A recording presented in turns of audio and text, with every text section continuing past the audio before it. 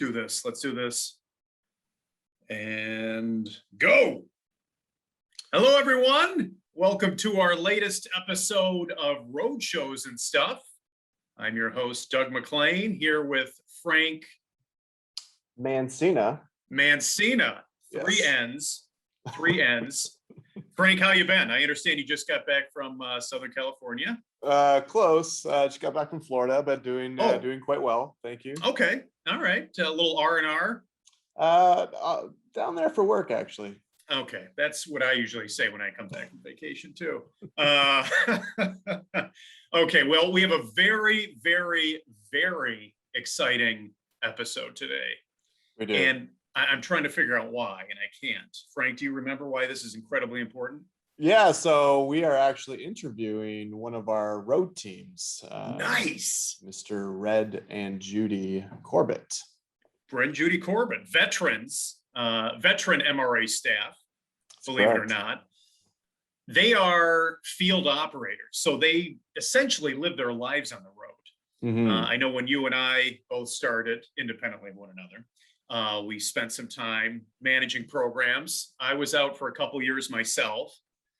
It is certainly an interesting lifestyle. It is.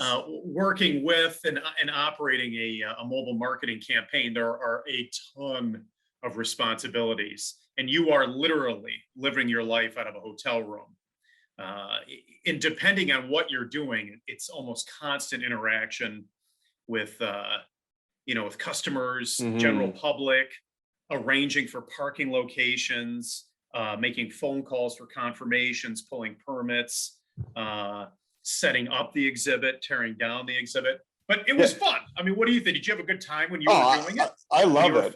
It's really, I really get an adrenaline rush doing it because, there's situations where you really got to think on your feet. You are literally problem solving, like, and managing so many different aspects of things, right? Making sure that you're parking in this particular location.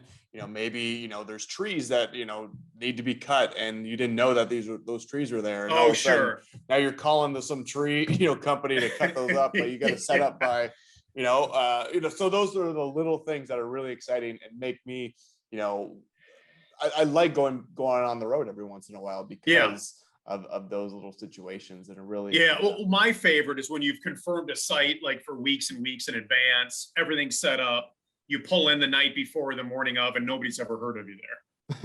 And you're like, but isn't Ricky Rickson, doesn't he work there? No, I never heard of him. So then you're like, okay, well, I've got a 110-foot exhibit that takes up about 30 parking spots.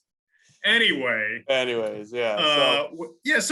on the road, it's interesting. And you and I just got a little bit of a taste of it. I mean, we didn't have to deal with really, DOT regulations, weigh stations being inspected, having to wash the vehicle ourselves or being responsible for that directly.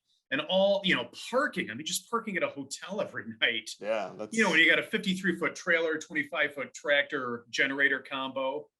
I mean, that's just. And plus, I think it really helps, it helps us, I think, in terms of what we do to help explain what sort of that back end sort of stuff is, right? So not to mention an appreciation for what they do when they come to us with suggestions or general observations of what we can do better to make their lives easier. So anyway, thank you for joining us today. We appreciate it. Coming to us live from Amarillo. Frank and I were just kind of discussing how when we had started with MRA, we'd spent some time individually managing programs ourselves, and we lived on the road for a while, but it wasn't our life. Like, we weren't directly responsible for the vehicle and all the additional responsibilities, and things you have to consider and what that entails and so on. So if you wouldn't mind, if you could talk us through a little bit what the life is like, or basically how you started, I think is important. How you got into this whole industry, mobile marketing, touring. Well, it all started with me because I used to be a sound and lighting guy for for rock bands and stuff. and I got a job working at a place that these marketing companies and companies like MRA would come through and ask us to build some things now and then. So I landed Judy and I a tour, a musical of Cinderella. Oh. I remember it well. Yeah.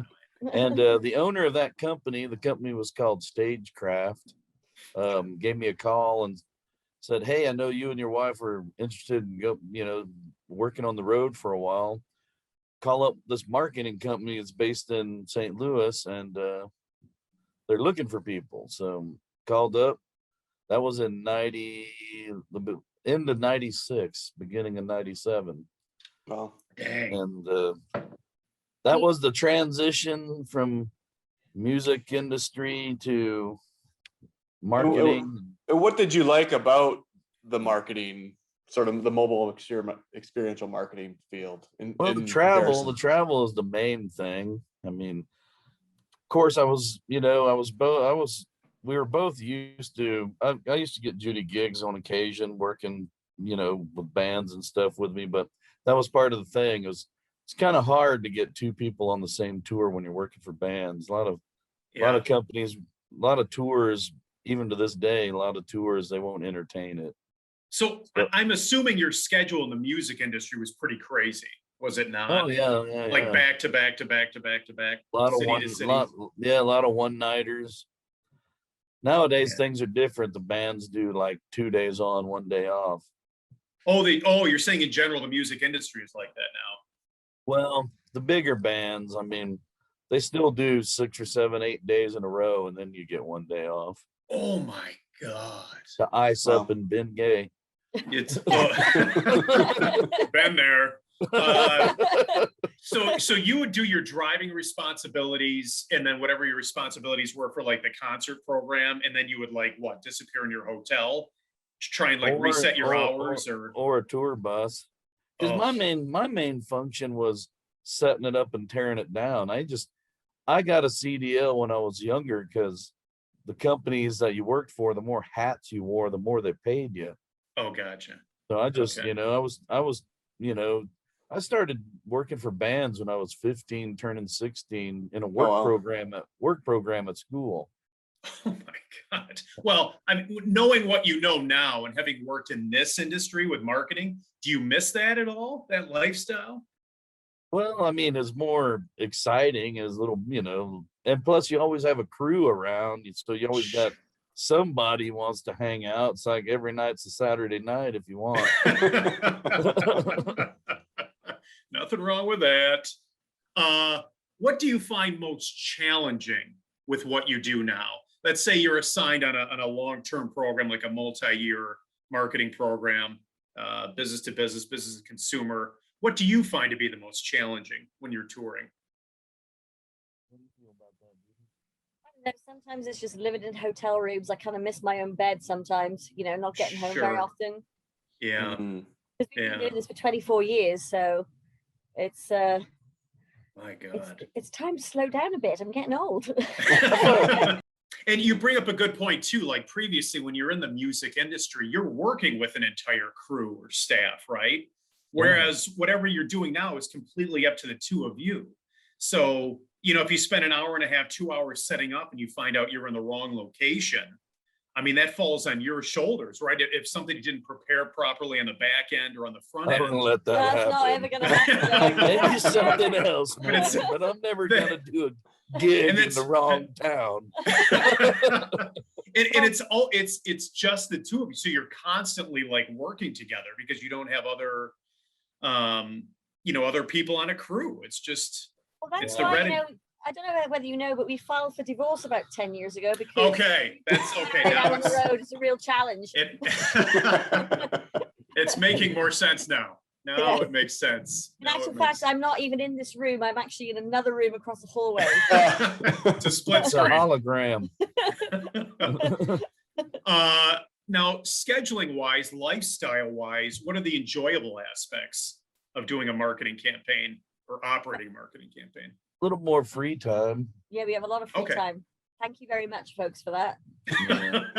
Just one last question. I want to close it off by saying, is there any tips that you would give any drive team or Like someone up and coming looking? driver? Don't do it. Become a secretary or something. No. Go to the military. Yeah, is It's there easier. any tips for them? Oh, I would say just be proactive. I would you know, when if you do get your schedule, you know, look at it and think outside the box. And thank you again, guys. We really do appreciate your time this morning. And no problem. Frank, did you have any parting closing words of wisdom for our viewers? No, our next episode is going to be on frequently asked questions, and feel free to follow us on Instagram, on YouTube, on the Twitters, on our website, on the Twitters. Follow our blogs. All right, whoever's editing this, fade out now, please. We've come to the. Okay, guys, sincerely, thank you very much. Thanks so much, guys.